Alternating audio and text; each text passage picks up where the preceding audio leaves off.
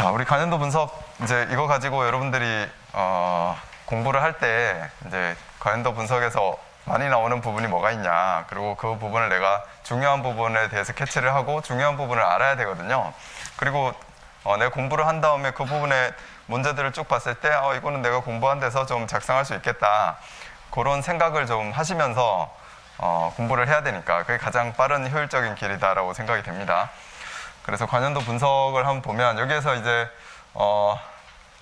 출제 기준이 있고요. 출제 기준은 뭐 여러분들 다 아실 테니까 넘어가고, 여기 126회 분석도 뭐 126회나 125회나 124회나 보면 그냥 골고루 나온다 이렇게 보시면 돼요.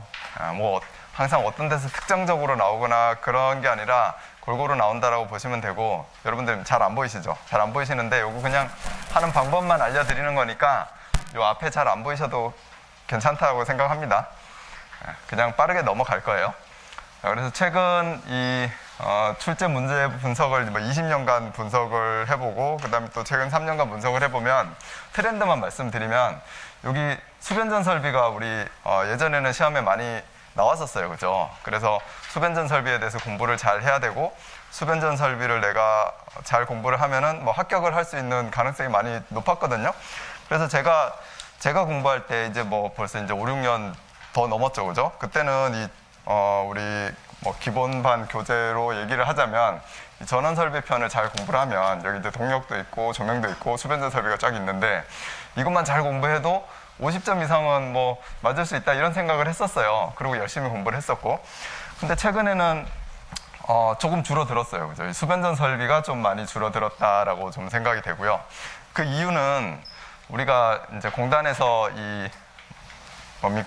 출제 기준을 만들었는데, 출제 기준이 뭐 기초 이론에 대해서 내겠다 이렇게 쭉 있고요.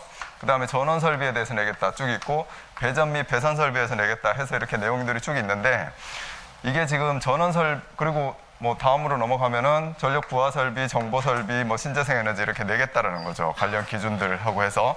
근데 요것들을 공단에서 기준을 만들어 놓고 이 공단에서 좀 골고루 내겠다 이런 취지가 있어요. 근데 예전에 보면은 여기 수변전 이 전원 설비에서 문제를 많이 나왔었는데, 이제 좀 골고루 내겠다라고 생각을 하니까 전원 설비 쪽이 조금 줄어들 수밖에 없는 거죠. 그럼 상대적으로 다른 데가 조금 이제 늘어난다라고 생각을 해야지 되는 거고, 그런 차원이다라고 보시면 되고요. 그래서 이 수변전 설비 쪽이 조금 문제가 좀 줄어들었고, 그 대신 이제 배전, 품질, 진단, 보호 개선 제가 이렇게 했는데, 일반적으로 봤을 때 이제 배전 설비 그쪽에가 조금 늘은 추세였어요. 지금 이제 현재 추세가 그렇다라는 겁니다. 그러니까 지금은 그렇다고 이제 전원 설비를 안 하면 안 돼요. 우리는 그 공부한다라고 봤을 때 하던 대로 전원 설비를 계속 해야지 되고, 왜냐면 뭐 여기서도 분명히 문제는 나오니까. 그리고 가장 많이 나오는 것 중에 하나가 또 전원 설비거든요. 그래서 이 수변전 설비에 대해서 공부를 잘 하셔야 되고, 이제 배전도 제가 공부할 때도 배전에서는 예를 들어서 엘리베이터, 뭐 에스컬레이터 이런 거 저는 공부를 안 했었거든요. 뭐 지금도 정보통신 이런 부분에 공부를 저도 뭐 이것까지 어떻게 다 하냐 이러면서 좀 제외를 시키는 스타일인데, 지금 그런 데서도 문제를 골고루 내겠다라는 취지로 낸다라는 거죠. 그래서 이 배전 쪽에서 조금 출제 빈도가 좀 나오고 있다. 이렇게 살짝 증가한 거. 그 다음에 접지, 기술 기준, 뭐 KC 기술 기준이 조금 많이 나오고 있잖아요. 그런 부분에서 조금 이제 증가했고, 근데 엄청나게 증가한 게 아니에요. 뭐 KC를 앞으로 엄청 많이 내겠다, 그래서 KC가 쭉 증가하는 건 아닙니다. 여기 통계적으로 봐도 그냥 조금 증가했어요. 그러면 그 전에도 이미 나오고 있었다는 얘기거든요. 실질적으로 나오고 있었습니다. 자, 그리고 이제 피레 및 방제 설비 좀 증가했고, 에너지 절약 증가했고, 지금 에너지 절약 뭐 중요한 요소로 우리가 대두되고 있는 거니까요. 신재생 에너지 당연히 증가했고, 이런 식으로 이제 배전 쪽에 있는 것들이 조금씩 더 증가를 했다 이렇게 보시면 됩니다. 그냥 추이만 보는 거고요. 그러면 이 추이를 통해서 어떤 대책을 세워야 되고 뭐 어떻게 공부해야 되고 없습니다. 없어요. 그냥 지금은 예전에는 전원 설비, 수변전 설비를 조금 더 공부했다면 지금은 그냥 쭉 골고루 공부를 해야 되는 그런 상황이에요. 어떻게 보면. 그러니까 조금 더 어려워진 거죠. 다 공부를 해야 되니까. 근데 그 중에서 이제 어떤 핵심적인 거를 우리가 공부를 해야 되느냐, 요걸 한번 매번 시험 나올 때마다 하는데 한번 보자는 거죠. 조금 답답하실 텐데 제가 빨리 진행하려고 짧게 띄웠는데 이러지 말까요? 한번 좀 크게 띄우고 그래도 빨리 진행이 되는지 보겠습니다. 요거를 크게 띄우면 이 포인트로 동작을 안 해서요. 그래도 여러분들이 지금 눈빛이 상당히 너 혼자 하냐 이런 스타일로 보시는 것 같아서 확대를 해보겠습니다. 근데 이렇게 하면 시간이 너무 많이 걸려서 참 가볼게요. 우선 이제 이 문제 분석집, 제가 이렇게 문제 분석집을 내잖아요. 문제 분석집을 보고 어떻게 공부하는지를 한번 보자라는 겁니다. 자, 그럼 처음에는 이제 기초이론 부분이 나와 있는 거죠. 자, 기초이론 부분을 보면 이번에 시험 나온 거를 제가 이렇게 그냥 빨간 테두리로 이렇게 해놨습니다. 기초이론 쪽에서 하나 나왔는데 유전율, 투자율, 도전율에 대해서 나왔잖아요. 제가 22년 대비로 해가지고 찍어놓은 거는 이제 선로 정수 이렇게 했는데 못 맞힌 거죠. 어떻게 보면 유전율, 투자율, 도전율에 대해서 설명하시오. 근데 이게 124회에 나왔었어요. 그죠? 근데 또 나왔습니다. 그래서 이번 시험의 느낌은 이제 뭐 한 2년 전에 낸 거를 또 내고 이런 게 그걸 좀 배제하고 내고 이러는 게 아니라 그냥 125회에 낸 거든지 114회에 낸 거든지 123회에 낸 거든지, 그러니까 1년도 안 된 것들이 뭐 그냥 추가로 똑같은 문제도 그냥 막 나오는구나. 그래서 이런 게 배제가 안 되고 그냥 중요한 문제는 가지고 갈 수밖에 없다, 이렇게 좀 생각을 하셔야 됩니다. 자, 그렇게 해서 여기 나왔고, 그리고 다음 페이지로 가면 여기 정전압원과 정전류원에 대해서 설명하시오. 이 문제가 나왔죠. 여기에서도 이제 저는 태분안의 정리 쪽이 조금 나올 가능성이 있겠다라고 생각했었는데 또 태분안의 정리가 나온 게 아니라 정전압원 정전류원에 대한 게 시험에 나왔어요. 그러니까 제가 다 맞히는 게 아닌 거죠. 그래서 처음에 보면서 내가 이렇게 122에 대비로 했을 때 쭉 찍어 놓은 것들이 빗나간 것들도 많구나, 이런 생각을 했습니다. 네. 전화번호나 정철료나 똑같은 태블랑이랑 노턴이에요. 그렇죠. 예. 그게 이제 저는 제 자랑 안 하려고 이렇게 얘기를 합니다. 사실 제 생각은 태분안의 정리를 적을 거면 정전화번에 대해서도 이해하고, 기본적으로 이해하고, 그거를 이제 해석을 해야 되고, 그리고 전화번이다라고 하면은 실제로 전압강화가 생길 수밖에 없거든요. 내부 저항이 제로인 것은 세상에 없으니까, 그건 회로 이론적인 거니까. 그래서 그랬을 때 이제 태분안의 정리를 우리가 이용해가지고 가는 거죠.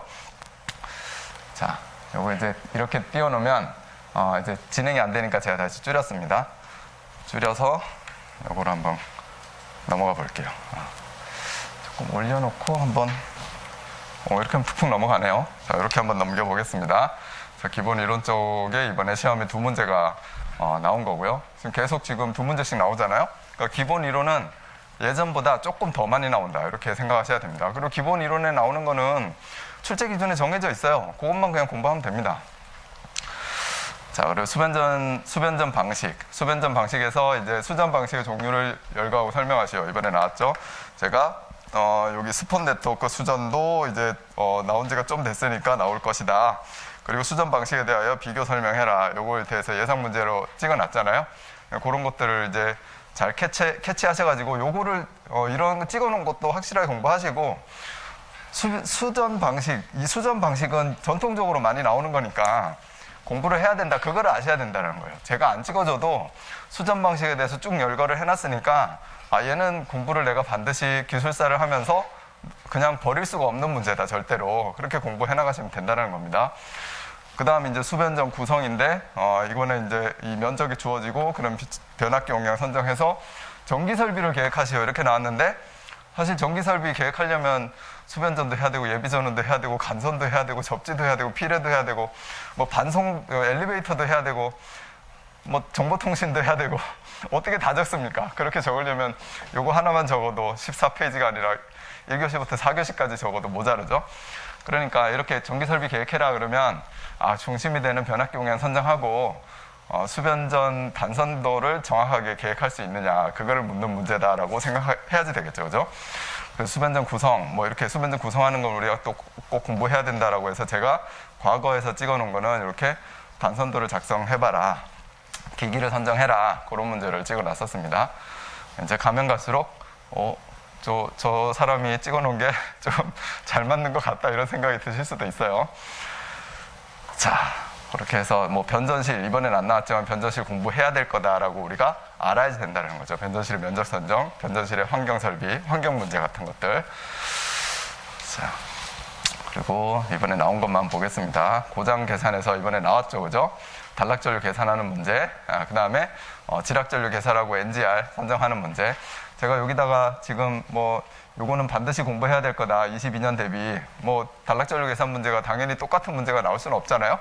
근데 우리 기술사로서 꼭 공부해야 되는 거다라고 생각했고, 한동안 안 나왔지만 그래도 이번에 이제 나와줬습니다. 잘 나온 거예요, 제가 봤을 때. 그리고 문제가 조금 이따 제가 해설할 때 조금 이게 잘못됐다라기보다는 우리가 기준을 어디다 두고 할 것이냐, 퍼센트 임피던스라는 거를 과연 이런 것들에 대해서 논란의 여지가 있는데 다 맞게 해주면 괜찮은 문제다라고 생각합니다. 그리고 제가 이제 보라색으로 이렇게 표현해 놨는데 약간 빨간색 계통으로 한다고 그랬는데 보라색으로 됐네요. 근데 제가 22년 대비잖아요. 그래서 126회는 빨간색, 나중에 127회 하면은 예를 들어서 파란색 계통, 그 다음에 128회 올해 시험 보면은 빨파 녹색으로 할까요? 녹색 계통, 이렇게 해가지고 여기다 색깔을 칠할 거예요, 1년 동안을. 그래서 22년 대비로 생각했던 게 얼마나 많이 나오냐, 이런 것들을 한번 볼 겁니다. 지금 이제 한번 본 거고요. 자, 고장 전류 계산에 대해서 공부를 해야 된다라는 생각이 드는 거죠. 이거 보면은 계속 지금 계산 문제가 많이 나왔으니까. 그리고 출제 기준에 계산 문제를 낸다고 딱 박혀 있어요. 그러니까 이건 계산 문제 냈다고 뭐라고 우리가 할 수가 없습니다. 자, 그래서 고장 계산이 안 나오다가 이번에 지락하고 단락하고 다 두 개가 나온 거고요. 그러니까 안 나온다고 뭐 안 할 수도 없고, 우리가 항상 많이 나왔던 부분은 해줘야지 된다는 겁니다. 자, 그 다음에 이제 변압기 챕터에서는 이번에 절연에 대한 게 나왔죠.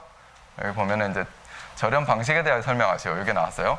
근데 이것도 절연 방식에 대해서 이 저감절연, 단절연도 있고, 그 다음에 절연이다라고 하면은 열에 의한 절연, 전압에 의한 절연이 있잖아요. 얘도 뭘 적으라는 거야? 10점짜리인데 일반적으로는 뭐 YAB, FHC 해가지고 이 열에 대한 걸로 적으시겠지만 걔가 맞고, 그 다음에 뭐 저감절연, 전절연 이런 것들도 절연이잖아요. 걔도 절연 아닌 거 아니잖아요. 이것도 과연 출제자가 답을 어떤 걸로 적었을까 조금 제가 의문이 들긴 하는데, 우리 둘 다 생각났으면 10점 문제지만 두 개를 간단하게 언급해주는 게 더 좋겠다라는 생각이 들었습니다. 아무튼 절연 문제인데 이게 21년도에 나왔었거든요. 그래서 제가 공부해야 되는 것은 노란색으로 표시를 해놨는데, 그 중에서도 작년에 나오거나 전회차에 나오거나 이러면은 제가 살짝 배제를 해요. 정말 중요한 거는 그래도 넣지만. 그래서 요거는 살짝 배제를 했는데 뭐 4문제 정도밖에 안 나왔으니까 과거에 그런데 이번에 나왔습니다. 그러니까 이렇게 못 맞히는 것들도 있다. 못 맞히는 거 위주로 얘기를 저는 하고 있습니다. 자, 그 다음에 차단기 퓨즈 개폐기, 이제 수변전 설비 쪽에 다른 거는 많이 안 나왔죠, 이번에. 차단기도 퓨즈도 안 나왔고, 계경 변성기도 안 나왔고, 역류 개선도 안 나왔고, 콘덴서고, 피레기 절연 협조도 안 나왔고, 그죠? 그리고 이제 예비 전원 설비, 이거는 이제 발전기의 용량 산정에 대해서 이번에 나온 거고요, 그죠? 우리는 이제 이게 기준이 바뀐 거에 대해서 뭐 당장 126회 안 나와도 7회, 8회는 나올 거다 예상을 했었고, 근데 126회에 바로 딱 나와준 거죠. 용량 계산하는 거는 그 전통적으로도 많이 나왔던 거기 때문에 공부하면 되고, 특별해진 게 없어요, 그죠? 뭐 그냥 수식을 하나로 합쳐놓은 것 뿐이에요. 예전에 공부를 했다면 그냥 바로 바뀐 기준이 이렇게 바뀌었구나 눈으로 한번 봤으면, 그리고 그 하나의 수식만 딱 암기했으면은 아주 잘 맞힐 수 있는 문제였습니다. 자, 근데 동기발전기는 전기자 반작용, 전기자 반작용에 대해 설명하시요. 이번에 나왔는데 이 전기자 반작용 같은 경우에는 건축 전기에서는 잘 다루지 않는다라고 할 수 있는데, 그냥 기본적인 사항이다라고 해서 전기자 반작용이 생기는 그냥 이유만 우리는 좀 공부해주면 될 것 같아요. 조금 깊이 들어가는 것보다는. 나왔고, 자, 그 다음에 이제 축전지하고 UPS는 이번에 안 나왔습니다. 쉬었습니다. 지난번에 나왔었고요. 그리고 배전, 이제 배전으로 넘어갑니다. 배전에서는 첫 번째는 여기 부설 방식에 대해서 설명하시오라고 했는데 여기 이번에 나온 게 이중천정에서 합성수지관 어떻게 할 거냐, 이게 시험에 나왔고요. 배전도 상당히 여러 분야에서 나와요. 부설 방식, 뭐 그냥 간선의 방식, 시공 방식 이런 거에서 쭉쭉쭉 나오니까 이 부분은 제가 처음 그냥 기술사만 공부하시는 분들은 상당히 좀 어려울 수 있다. 어떻게 보면 다 암기로 해야 되는 상황이 있을 수 있으니까. 근데 현장에서 시공을 하고 감리를 하고 설계를 하시는 분들은 또 맨날 보는 거니까 기본적인 입각 상황에서 충분히 답안지를 작성할 수 있는 부분이다. 전체적으로 봤을 때는 이렇게 보시면 되겠습니다. 그리고 전압 강화, 이건 뭐 안 나오면 안 되죠, 그죠?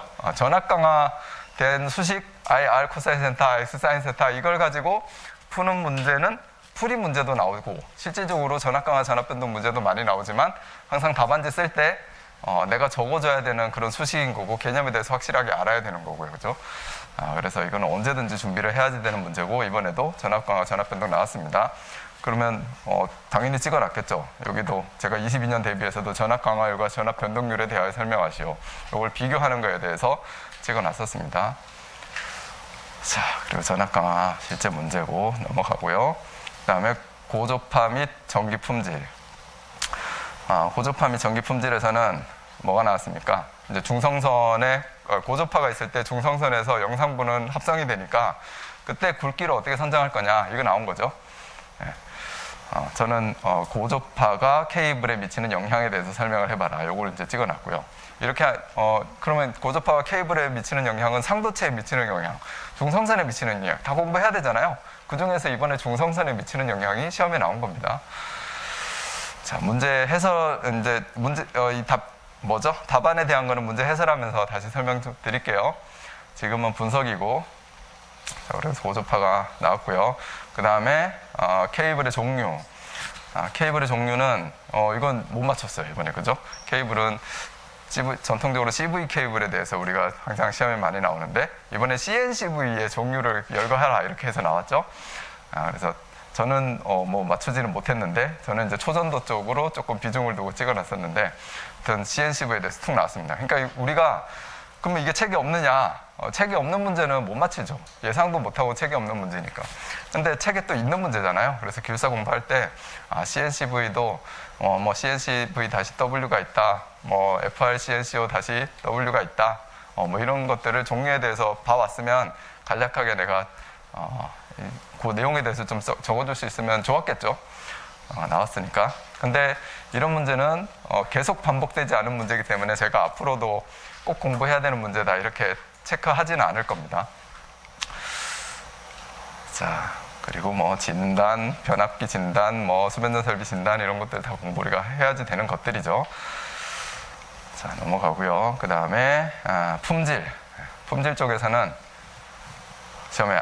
시험에 어떤 게 나왔습니까? 이건 품질에서는 안 나왔고 이제 보호에서 나왔네요. 회로 보호에서 변압기를 보호하는 장치, 정기적인 보호장치, 기계적인 보호장치 이번에 시험에 나왔습니다. 얘도 22년 대비를 해가지고 변압기 보호장치에 대해 설명하시오. 이렇게 저도 예상을 했었었죠. 예상이라기보다는 공부해야 되는 거다 이렇게 제가 찍어놓은 겁니다. 제가 어떻게 맞히겠어요? 자, 유도전동기의 가부하 보호, 단락 보호 방법. 전동기의 보호 장치, 보호 방식에 대해 설명해라. 이렇게도 제가 찍어놨고, 그 다음에 전동기의 굵기 선정에 대해서 설명해라. 이것도 제가 찍어놨죠. 근데 전동기 굵기 선정도 이번에 시험에 나왔잖아요. 굵기 선정에 대해서 하는데 이거 전동기를 들어서 설명해라. 이런 식으로 좀 시험에 나왔었던 것 같습니다. 자, 그래서 설비 보호하고 보호 개전에서 두 문제가 나왔고요. 그 다음에 접지도 나왔어요. 그죠? 접지선의 굵기 선정. 보호도체 단면적 선정. 이렇게 해라. 보호도체 단면적 선정해라. 시험에 나왔었고, 제가 접지선의 굵기 선정에 대해 설명하시오. 공부해야지 된다. 보호도체 선정 방법에 대해서 공부해야지 된다. 이렇게 체크를 해놓은 겁니다. 자, 그리고 접지극의 설계. 뭐 접지극의 설계도, 이거는 이제 IEEE 80에 의한 변전실 접지 설계가 그대로 나온 거네요. 그죠? 여기도 제가 변전실 접지 설계에 대해서 설명하시오. 이거는 22년 대비로 해야지 된다라고 해서 표기를 해놨던 거고요. 대지 저항률 마찬가지. 대지 저항률에 영향을 미치는 요인에 대해 설명하죠. 제가 표기해놨는데 대지 저항률에 영향을 미치는 요인 이렇게 나온 거죠. 그다음에 측정 방법에 대해 설명해라. 꼭 공부해야 될 것들은 다 공부해야 된다. 이렇게 하시면 되고요. 그렇게 공부하신 분들은 이번에 상당히 잘 썼을 것이다. 이런 생각이 듭니다. 뭐 기술사 문제라는 게 모르면 쉬워도 누가 쉽다고 그래도 내가 모르면 어려운 거고 누가 어렵다고 그래도 내가 알면 쉬운 거잖아요. 내가 공부한 만큼 작성하는 게 기술사 시험인 것 같아요. 정직한 시험입니다. 자, 그래 접지에서는 3문제나 나왔네요. 그 평균보다 훨씬 더 높게 나왔습니다. 이렇게 접지가 뭐 중요하다 중요하지 않다 이런 걸 떠나서요. 나올 때도 있고 안 나올 때도 있는데 꼭 공부해야 되는 것들은 우리가 항상 공부를 하고 대비를 해야 됩니다. 기술사 시험은 그래요. 내가 탁탁탁 찍어서 뭐 100문제 찍어가지고 내가 확실하게 공부하겠다 이렇게 해가지고 합격하신 분 제가 못 봤어요. 그냥 내가 나올 예상이 있는 거를 중점적으로 하기도 하지만 폭넓게 학원에서 교재로 만든 거라든지 아니면 여러분들이 보는 서브 노트라든지 이런 것들에 대해서 전반적으로 계속 봐와야지 결국에는 60점이 되더라. 이렇게 생각하셔야 됩니다. 자, IC 60364 이게 이제 KC하고 IC 60364죠. 여기에서는 이번에 기본 원칙에 대해서 나왔습니다. 기본 원칙이 한 번도 안 나왔었거든요. 제가 그래서 이제 KC하고 IC 60364는 뭐가 나올지 맞히기가 참 힘든데 그래도 이 전체적으로 안전에 대한 원칙 5가지 원칙 이렇게 나와 있는 게 있는데 그게 언젠간 나오지 않을까 이런 생각을 제가 했었어요. 그래서 모의고사에는 제가 내놨었죠. 근데 여기 앞에 분사형 전원 설비에라고 해서 이상한 꼬리표를 하나 달아놨지만 얘는 뭐 태양광이고 풍력이고 그죠? 뭐 연료전지고 얼마나 많아요. 분사형 전원이. 근데 거기에서 인체 및 감전보호 등 안전에 관한 사항에 대해 설명하시고 그러면 뒤에 게 사실 포커스였는데 좀 헷갈리게 문제를 냈습니다. 자, 그래서 맞히기가 쉽진 않았겠다라고 생각했고 주택용하고 산업용 차단기에 대해서 설명하시고 시험에 나왔죠. 뭐 주택용 차단기, 산업용 차단기는 따로 공부를 안 하시는 분들이 계실 수도 있는데 우리가 BCD 타입 그러면 또 공부를 막 해요. BCD 타입이 뭐 이게 차단 배율에서 5배, 10배, 15배다, 20배다 이러면서 막 공부를 해요. 얘를 어디에 써야 되는지는 생각을 안 하고 있을 수 있어요. 얘는 이제 쭉 큰 틀을 보면 일반적인 사람이 만질 수 있는 전기 설비 여기에는 주택용 차단기를 설치하게끔 돼 있거든요. 사실 주택에도 설치를 해야 되는 거고 그럼 그걸 왜 설치하냐? 우리가 감전보호 하려면 첫 번째 직접 접촉 보호, 간접 접촉 보호 있는데 간접 접촉 보호 중에서 첫 번째가 뭐예요? 자동 차단에 의한 보호잖아요. 자동 차단에 의한 보호하면 또 사람들이 뭐 TN 계통은 220V일 때 0.4초 만에 차단해야 되고 막 암기를 해요. 그거 어떻게 적용할 건데 여기까지 들어가면 이제 BCD 타입이 딱 나오는 거거든요. 그러면서 주택용 차단기를 설치해야 되는구나. 그럼 산업용 차단기는 뭐지? 산업용 차단기는 일반인이 접근하지 않는 시설이다라고 생각하면 거기에서는 순시 차단을 하든지 말든지 당신이 알아서 해라 이렇게 되는 거거든요. 그 차이가 있는 거예요. 그래서 이거는 주택용 차단기, 산업용 차단기 막 암기하는 내가 이거는 이런 걸 어떻게 암기하라고 낸 거야? 이렇게 생각하실 수도 있지만 인체 보호, 감전 보호 이런 차원에서 깊숙이 들어가면 다 이 주택용과 산업용으로 분류한 이유, BCD 타입을 만들어 놓은 이유 이런 것들이 다 캐치가 되는 거죠. 우리가 그렇게 공부하신 분들은 좀 맞추지 않았을까. 네. 우리가 이 개별 해놓고 예를 들어서 뭐 1000가지 이거 암기하겠다. 저는 개인적으로 불가능합니다. 그게 가능하신 분도 있어요. 보면은 정말 타고나신 분들이죠. 깜짝깜짝 제가 놀라는데 저는 불가능해요. 그래서 이해를 좀 해야 된다라고 생각합니다. 자, 그리고 배선 설비의 외적 고려 사항에서 이거는 또 어떻게 보면 약간 암기 사항이기도 한데 뭐 우리 기술사 문제가 암기이기도 하고 이해이기도 하고 제가 이걸 꼭 풀어야 됐으면 그냥 배선 설비 선정하는데 외적 영역이 뭐지? 뭐 여기에 주변의 온도는 얼마냐? 그걸 굵기 선정할 때 하는 거니까. 주변에 기계적인 스트레스를 받고 있느냐? 수직으로 가야지 되느냐? 그러면 뭐 트레이 배선을 해야 되고, 그죠? 외부에서 기계적 충격이 있으면은 관을 설치를 해야 되고, 그런 것들 다 그런 요소들입니다. 그런 요소들이 이제 IC 60314에 쭉 나열되어 있는데 그거에 대해서 물어본 거죠. 자, 넘어가고요. 또 시험에 나온 것이 분석에서 쭉 보면 이건 이런 분석 문제, 요 지금 제가 분석해 놓은 간연도 분석을 보실 때도 이렇게 몇 번 안 나온 것들, 또 이렇게 노란색을 안 쳐가지고 이것까지 공부하면 정말 힘든 것들, 이런 것들을 표기는 다 해놨으니까 과감하게 이런 거, 뭐 용접기, 뭐 전멸 장치, 뭐 노예 주차장 설치 이런 거 과감하게 X 하시고 이 위에 병원 전기 설비 이거 이만큼 나왔으니까 이런 건 공부하시고 그러라는 겁니다. 지금 제가 이걸 말씀드리는 이유가 이런 얘기를 지금 이렇게 공부해야 된다는 걸 말씀드리는 거예요. 자, 그래서 IC 기준이 이번에 세 문제가 나왔습니다. 그 다음에 피레 설비 안 나왔나요? 나왔나요? 안 나왔죠? 그리고 방제 설비. 방제 설비는 꼭 나와요, 그죠? 얘도 하나의 카테고리로 분류를 해놨기 때문에 꼭 나옵니다. 근데 방제 설비가 우리는 내진도 하고 방폭도 하고 정전기도 하고 뭐 다 좋은데 부식도 하고 다 좋은데 여기에는 이제 소방 설비 이런 것들도 카테고리로 들어가 있기 때문에 우리가 공부는 못하지만 사실 시험에는 계속 나올 겁니다. 하나씩. 근데 뭐가 나올지 모르잖아요. 그래서 기본적인 걸 다 하시고 내가 공부가 잘 됐다라고 하신 분들만 제가 예상 문제는 잘 안 해놓거든요. 제가 원래. 근데 이거는 예상 문제를 할 수밖에 없겠더라고요. 그래서 예상 문제에 비상 콘서트 이렇게 찍어놨고 비상 방송 이렇게 찍어놨는데 찍어놓은 이유는 그냥 이거는 소방이나 정보통신 쪽은 제가 국토부 기준만 그냥 정리해서 봐야 된다. 공부를 하실 분들은 그렇게 해가지고 국토부 기준을 보다 보면 지금 그 중에서 전기하고 가까운 거, 소방 중에서도 전기하고 가까운 거 비상 콘센트죠. 그 다음에 비상 조명이죠. 비상 방송이고 그러니까 그런 전기하고 그래도 가까운 부분을 해라. 이번에는 감지기에 대해서도 나오긴 했죠. 그런 거는 다 공부하기가 쉽지가 않을 겁니다. 일단 소방이 2개가 나왔고 네, 그 다음에 에너지 절약 안 나오진 않겠죠, 그죠? 많이 나왔던 게 아니라 이번에는 이제 제로 에너지 빌딩에 대해서 나왔는데 이것도 20년도에 나왔던 게 다시 한번 반복을 했습니다. 그래서 제로 에너지 빌딩은 제가 좀 어떻게 보면 찍어놨었어야 되는 문제일 수 있어요. 왜냐하면 19년, 20년도에 나왔는데 21년도에 안 나왔으니까 제가 원래 예전에 첫 원칙은 2년을 좀 배제하자 이렇게 하고 제가 했었는데 최근에는 그게 좀 저도 무너졌거든요.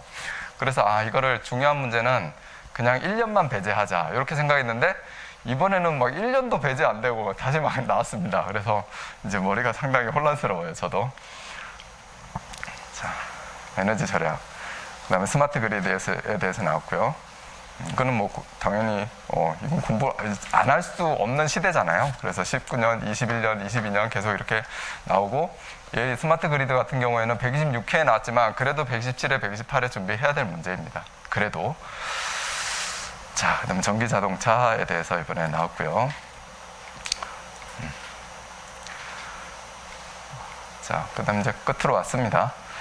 연료전지에 대해서 나왔네요. 연료전지의 구성 요소, 종류, 특징. 왜냐면 우리 신재생 에너지 공부할 건데 태양광 기본적인 거 할 거고 풍력 기본적인 거 할 거고 그 다음에 연료전지 할 거고 그러니까 연료전지는 작년에 나왔지만 제가 22년 대비로 그래도 또 찍어놨습니다.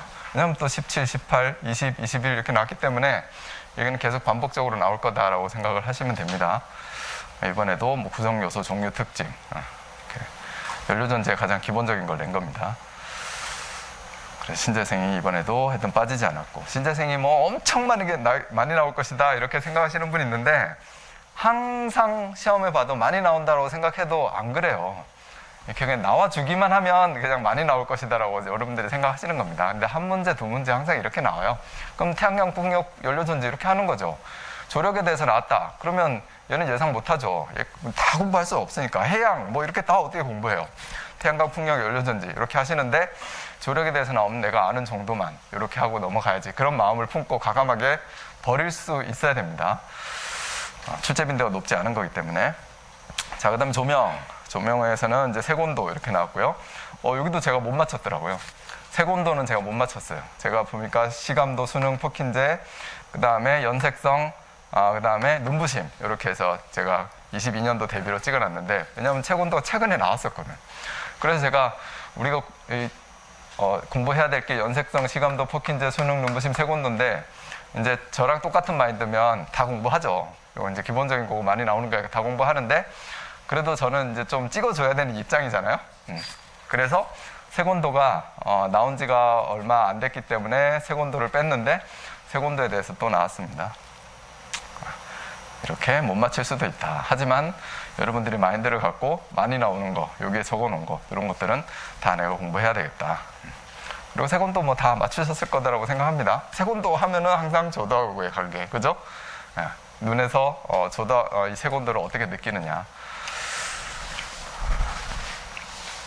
자, 이렇게 조명, 그 다음에 옥내 조명의 설계 순서, 그러면 이제 강속법에 대한 설계 순서 우리가 써주시면 되겠죠. 좋은 조명, 그럼 명시 조명. 명시 조명만 생각나고 명시 조명만 썼어도 다 잘 줄 겁니다. 근데 좋은 조명 그러면 상당히 포괄적이죠. 그래서 명시 조명도 어떻게 좋은 조명 할지, 분위기 조명을 어떻게 좋은 조명 할지, 이렇게 분리해서 썼다면 더 좋은 답안이 될 수도 있다라고 생각합니다. 자, 이 조명이 그래서 2개가 나왔고요. 조명은 전통적으로 조금 나왔어요. 3문제, 4문제씩 막 나오는데. 그 다음에 동력설비. 동력설비는 속도 제어에 대해서 나왔죠. 속도 제어는 원래 이렇게 많이 나왔습니다. 그 중에서 이제 인버터 제어, 이렇게 얘기를 했는데, 그럼 인버터 제어 하면은 또 벡터 제어 할 거냐, 뭐 슬립 주파수 제어 할 거냐, VF 일정 제어 할 거냐, 이렇게 3가지가 있는데, 그 3가지에 대해서 막 이렇게 쓰라는 문제로 저는 보지 않았어요. 이렇게 문제는 나왔지만. 얘는 인버터에 대해서 나온 거지만, 요점은 우리가 건축물에서 많이 사용하고 있는 VF 일정 제어다. 그 벡터 제어 하는 거는 그냥 아주 정밀 제어 하는 데 쓰는 거고, 우린 얘를 속도 제어 해가지고 에너지를 절감한다라든지 유량을 조절한다라든지 그런 데 쓰는 거 아닙니까?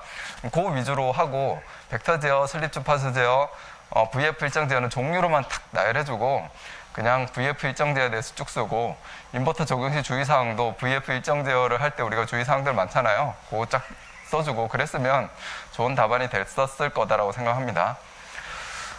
자, 제가 이렇게 이제 말씀을 드리면 내가 이제 어떻게 썼지? 그러면서 안타깝기도 하고 다 아는데 안 쓴 분들도 계실 거고 그렇습니다. 자, 그리고 반송 설비 안 나왔죠? 그리고 감시 제어 설비도 안 나왔고, 네. 그렇죠. 그리고 설계 및 감리, 여기서 이번에 V 나왔어요, 그죠? 그냥 툭 튀어나온 거고, 과거에도 뭐 안 나왔던 건 아닙니다. 다 공부하기가 쉽지 않다라고 생각해서 제가 노란색을 안 쳐놓은 거고요.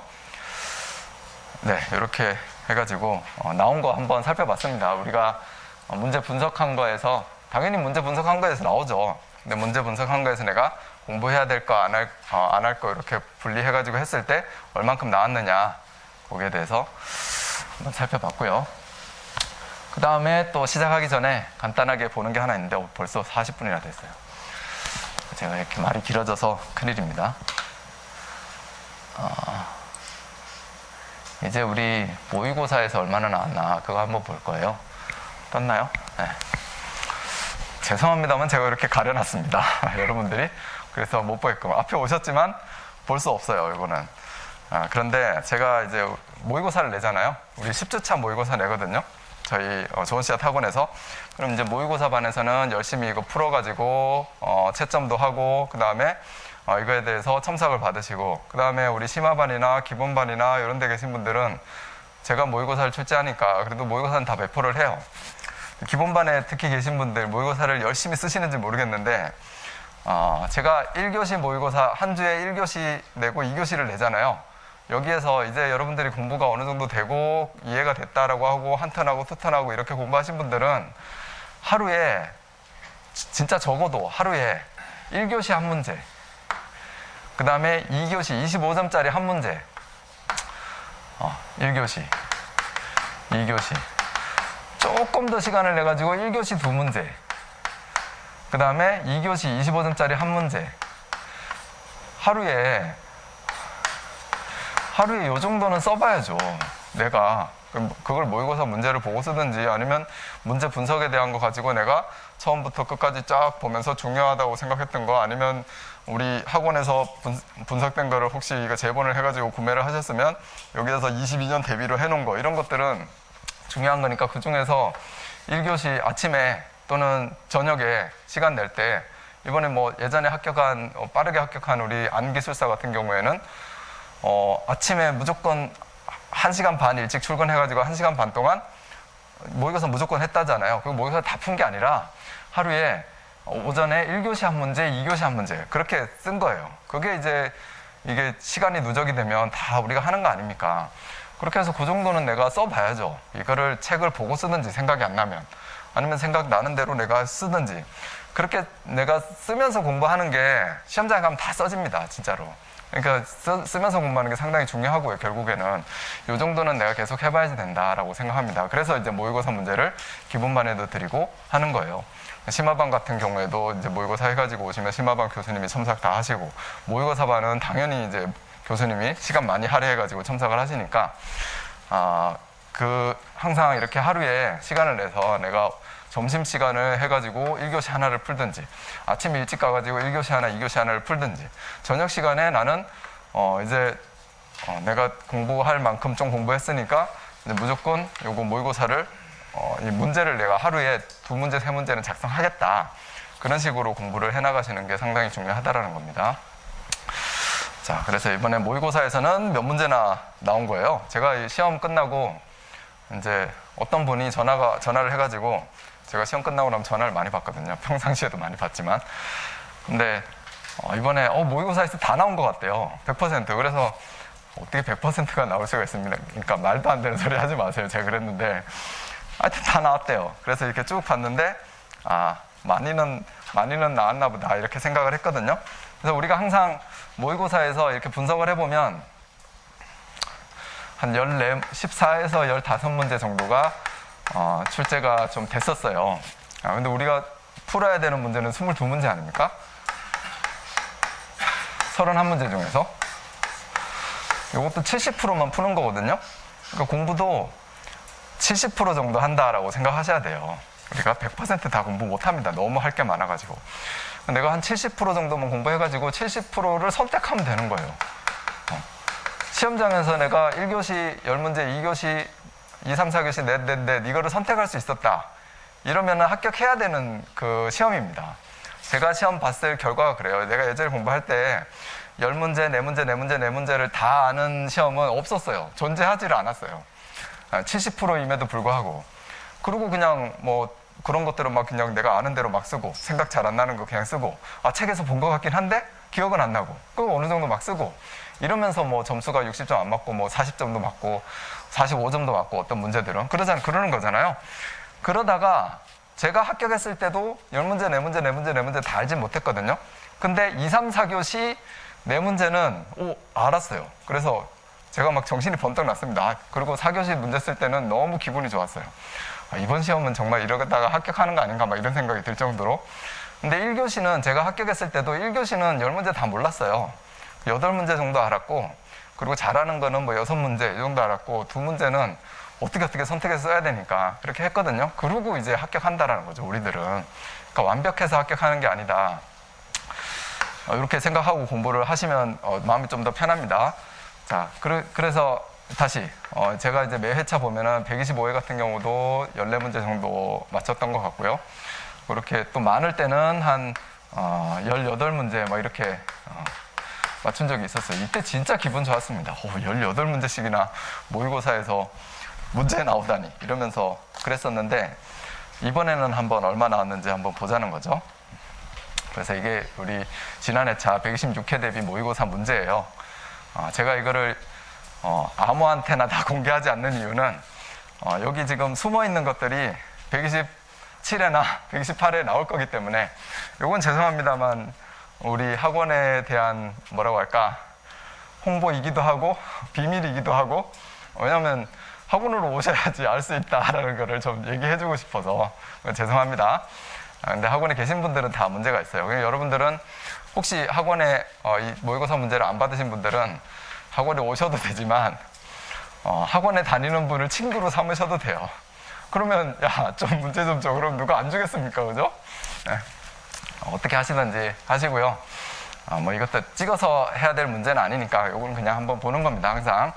자, 기본 이론에서 문제가 나온 게 문제 나온 건 제가 이렇게 노란색으로 딱 쳐놨습니다. 요거는 뭐 요 정도는 공개해도 되고 이렇게 문제가 나간다라고 아는 거고. 그래서 전기재료의 고유적 특징 3가지를 설명하시오. 이렇게 제가 모의고사 문제를 사실 모의고사 문제 있었죠. 어떻게 보면 모의고사 문제를 낸 건 아니고 124회에 있었기 때문에. 근데 중요한 거기 때문에 제가 문제를 삭제하지 않고 나온 문제 또는 공부 계속 해야 될 문제로 남겨둔 겁니다. 저기 이제 맞췄냐 안 맞췄냐라고 해서 한번 체크를 한번 해볼게요. 제가 여기에 체크를 해놨나요? 126회 문제 해설, 모의고사 분석. 네, 아무튼 뭐 여기 우리가 도전체, 자성체, 그 다음에 절연체, 그죠? 그다음에 또 도전율, 투자율, 그 다음에 유전율에 대해서 우리 작성하는 거죠. 일단 한 문제 이렇게 맞췄다라고 표기를 한번 해보고요. 그 다음에 광속법에 의한 조도계산식 각 변수에 대해 설명하시오 이렇게 했는데, 얘는 우리가 시험에 조명 설계 순서가 나왔잖아요. 그 조명 설계 순서가 광속법만 알면 뭐 순서 끝난 거죠. 이렇게 뭐 NFU는 뭐 ES, D, 감각유선 또는 이거를 뭐 n분의 1 이렇게 해가지고 이것만 알면 뭐 해야 돼요? 조사해야지. 조명 설계할 시를. 면적도 알아야 되고, 그죠? 조사해야지. 그 다음에 조도 결정해야지. 그 다음 순서가. 그 다음에 조도 결정한 다음에 어떤 조명을 설치할 건지 해야지. 이거 몇 개 설치할 건지 했는데 어떤 조명이 나와야지 등당 광속이 나오잖아요. 할 건지. 그 다음에 또 그러면 조명률을 어떻게 반영할 건지, 여기 뭐 반사율 이런 거 어떻게 반영할 건지 다 검토해야 되고, 또 얘를 사용하면서 얼만큼 더러워지느냐 교체할 거냐, 그런 게 다 플로우 아닙니까? 그렇게 해가지고 수량을 총수량을 계산해가지고 배치하면 된다. 이게 그 순서잖아요. 그러니까 이 조도 계산식을 쓰고 내가 각 변수에 대해서 설명할 줄 알면 설계 플로우도 쫙 나오는 겁니다. 하지만 0.5라고 일단은 조명 설계 순서가 0.5고 아마 좋은 조명 조건 이렇게 따로 나왔으니까 얘는 0.5라고 할게요. 0.5를 표기해야 되겠네. 1. 그 다음에 0.5. 0.5. 오케이, 좋습니다. 0.5예요. 그 다음에 강원의 세곤도 나왔죠?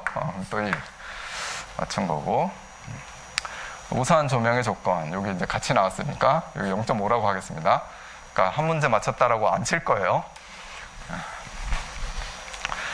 자, 그 다음에 유도 전동기의 인버터 제어. 또 뭐 VVVF 제어 쪽으로 우리가 집중해서 쓸 수 있으니까 얘도 하나라고 하겠습니다. 그리고 수전 방식의 종류와 특징 그대로 나왔죠. 또 한 문제 맞췄고, 모의고사에서. 그 다음에 수변전 계획이 무슨 문제입니까? 뭐라?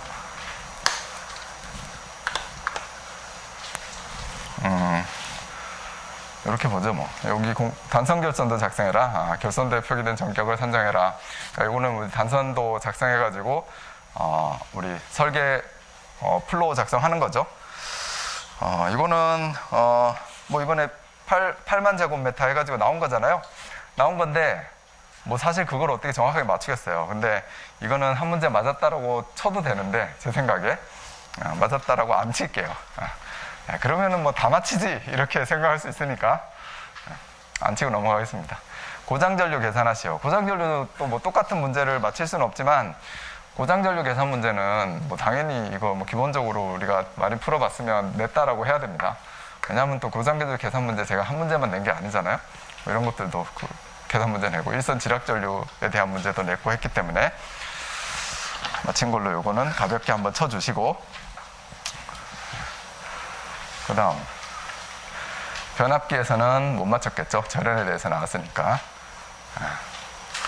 사족은 뭡니까? 사족은 변압기 중요한데 너무 많이 안 나오고 있다. 근데 꾸준히 밀고 가자 그랬는데 절연이 갑자기 나와버렸어요. 그래서 제가 못 맞췄고, 그 다음에 여기 약전 설비 중에 국토교통부 설계 기준에 있는 사항은 우리가 다른 거 공부 다 한 다음에는 조금 정리해둘 필요가 있다.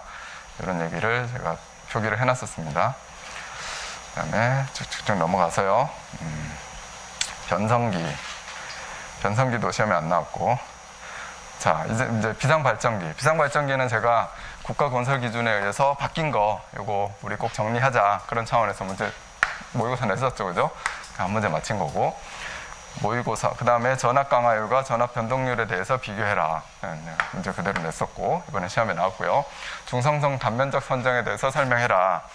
이것도 시험에 나왔는데, 요거는 중성선의 보호하고 같이 나왔기 때문에 0.5개 맞췄다라고 하겠습니다. 그 다음에 여기는 이제 예비전원, 우리 비상발전기에 대해서 실제로 계산하는 문제를 제가 낸 거죠. 이거는 발송배전에서 또 그대로 나왔죠. 당연히 이제 우리 개념도 알아야 되고 실제로 계산도 해야 되는데 전체 부하 합계해가지고 하는 방법, 그죠? 그 다음에 이제 소방 우선으로 했을 때 소방부하고 일반 소방부하 외에 비상부하하고 해가지고 둘 중에 더 큰 걸로 하는 방법, 이게 실제 계산 예가 나오잖아요. 그래서 그거에 대해서 우리 공부해봐라라고 했던 거고, 여기 대한전기협회에도 있고 전기기술인협회지에도 실렸었어요. 그거 그대로 제가 낸 겁니다. 근데 이게 건축에도 나오고 이번에 발송에도 나오고 그랬어요. 예상을 했었죠. 자, 그리고 또 배선설비 공사 방법에 대해 설명하시오라고 해가지고 전선간 재질 합성수지에 따른 특성, 시공장소 적용, 제가 어떤 방법으로 시험에 나올지 모르기 때문에 이렇게 해놓고 KC 개정사항 추가 작성할 것 이렇게 해놨잖아요. 이게 지금 이 반자 속에는 합성주지간 사용하지 못하게끔, 그죠? 근데 이제 불연성으로 해야지 된다라는 기준이 있는 거죠. 이거는 뭐 제대로 맞힌 거죠. 자, 그리고 그에 대해서 혹시 모르실까봐 이렇게 모의고사에다가 내용도 적어놨습니다. 이중천장에 합성수지관 공사를 시설할 수 없다. 기준 바뀐 거, 그 다음에 어떤 그림을 그리고 설명을 해야지 되는지. 자, 그 다음에 고조파에서는 고조파가 중성선에 미치는 영향 및 대책, 여기에 대해서 제가 모의고사 냈었고요. 얘는 이제 45신 케이블, 그 다음에 고조파 저감 개수에 대해 설명하시고 그랬으니까 당연히 중성선에 미치는 영향 대책하면은 그거 적어야 되는데 똑같이 맞힌 건 아니니까 그것도 0.5점이라고 하겠습니다. 이렇게 하고, 그 다음에 비상 콘센트 전원회로 설치 기준에 대해 설명하시고 제가 냈었죠. 공부하기는 싫지만 나올 가능성이 매우 크기 때문에 넣습니다. 그래서 일단 마친 거군요. 비상방송 시설 기준에 대해 설명하시오. 이것도 제가 표기는 당연히 해놨습니다. 국토부 기준에서 이 정도는 해야 된다라고 생각을 했기 때문에 쟤는 0.5점이라고 할게요. 0.5문제. 그 다음에 유도전동기 보호장치, 보호방식, 이거 뭐 단락보호하고 과부하 하는 거죠. 그 다음에 여기 과부하 보호와 단락보호에 대한 검토사항을 TCC 곡선을 그려 설명하시오. 이번에 답안지도 이렇게 TCC 곡선 그려가지고 설명해 주셔야 됩니다. 정확하게 맞췄죠? 문제가 나왔죠? 맞췄다라기보다는 변압기 보호 방식, 정기적 기계죠. 이게 중요한 거거든요. 반복해서 계속 출제되기 때문에 제가 추가 문제로 넣어놨지만 변압기 콘덴서, 전동기, 수전 설비 보호 방법, 이번에 뭐 전동기도 나왔지만 그다음 모선 보호 방법, 이런 건 계속 돌아가면서 나오고 있어요. 공부 꼭 해둬야 될 문제입니다. 얘도 정기적 기계적으로 해야 된다니까 한 문제 맞췄다라고 할게요. 자, 그다음 대지 저항률 측정값에 영향을 미치는 요인 나왔죠. 이번에 영향을 미치는 요인, 그다음 측정 방법 이렇게 나왔죠. 영향을 미치는 요인 0.5점. 측정 방법까지 했어야지 한 문제니까. 근데 또 측정 방법이 없을 리가 없지. 측정 방법과 유의사항, 지난 회차에 나온 건데 얘도 0.5점. 0.5라고 이렇게 일단 표기해 두겠습니다. 그리고 보호도체 굵기 선정 방법에 대해서 설명해라. 이것은 했죠. 그 다음에 인체와 기기 안전보호를 위하여 기본 원칙 5가지, 이거예요. 이게 지금 분사형 전원 설비에 인체 보호에 대한 거 적용해라. 어떻게 보호할 거냐. 여기 보면은 감전 보호 해야죠. 그 다음에 과전류 보호, 기기까지 생각하면, 그 다음에 단락 보호, 그 다음에 과전압에 대한 보호. 그 과전압도 나누면은 상용주파 과전압, 서지파에 대한 과전압 보호 어떻게 할 거냐. 그 다음에 하나 우리가 관심 안 갖게 보는 게 열에 대한 거, 화상이나 열에 의한 거에 대해서 화재가 나거나 그러면 안 되니까 보호를 해야 된다. 저게 그겁니다. 그래서 문제에 나온 거예요. 자, 그 다음에 접지 설계, IEEE 80에 의한 거 그대로 시험에 나왔고요. 이렇게 많아지면 안 되는데. 자, 그 다음에 IEEE, 요거 뭐 변전 설계 절차 단계별로 적용사항을 하시오. 이게 원래 시험이 있었었어요. 근데 지난 회차 이게 나왔단 말이에요. 접촉 전압과 보폭 전압에 대해서. 그래서 제가 요 안에 접촉전압, 보폭전압이 다 있잖아요. 그래서 125에는 요게 나왔다라고 쳤고 그래도 이거 계속 공부해야 된다. 근데 IEEE 80도 공부하고 IC 61936도 공부 같이 하자. IC에 의한 방법도 하고 IEEE에 의한 방법도 같이 하자라고 제가 문제를 낸 겁니다. 근데 이번에 또 전통적인 IEEE가 나왔습니다. 그 다음에 제로 에너지 빌딩 개념. 저 제로 에너지 빌딩 시험 보고 이건 내가 모의고사 문제 낸 거 아닌데 사실 제가 그렇게 봤거든요. 모의고사 문제를 쑥 넘기다 보니까 눈에 보이더라고요. 그래서 제로 에너지 빌딩을 내가 언제 냈지? 그렇게 생각을 했는데 아무튼 있었어요. 그래서 이게 다 나왔다라는 얘기를 하는 것 같습니다.